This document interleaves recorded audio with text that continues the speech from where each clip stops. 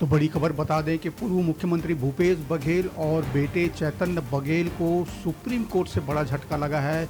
बता दें कि छत्तीसगढ़ के पूर्व मुख्यमंत्री भूपेश बघेल और उनके पुत्र चैतन्य बघेल को सुप्रीम कोर्ट से बड़ा झटका मिला है। बता दें कि भूपेश बघेल की 3 याचिकाओं पर सुनवाई से इनकार करते हुए सुप्रीम कोर्ट ने उन्हें यानी भूपेश बघेल को हाई कोर्ट जाने की सलाह दी है। बता दें कि सुप्रीम कोर्ट ने पूर्व सीएम भूपेश बघेल की अग्रिम जमानत याचिका को खारिज कर दिया है। इतना ही नहीं, सुप्रीम कोर्ट ने पूर्व सीएम के बेटे चैतन्य बघेल की जमानत याचिका भी खारिज कर दी है।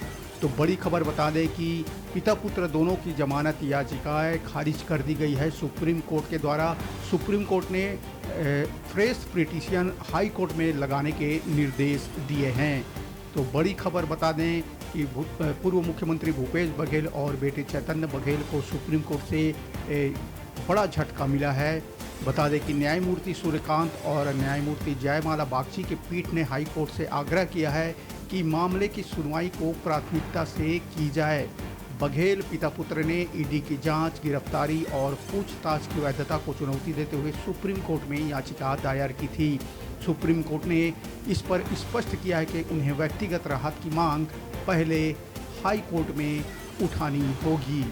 तो पूर्व सीएम भूपेश बघेल और उनके बेटे को झटके की खबर है, सुप्रीम कोर्ट से बड़ा झटका मिला है।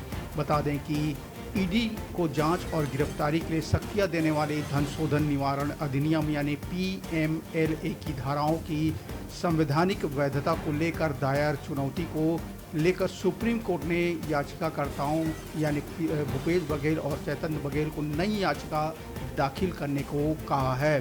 संभवतः इस पर अगली सुनवाई 6 अगस्त को होनी है।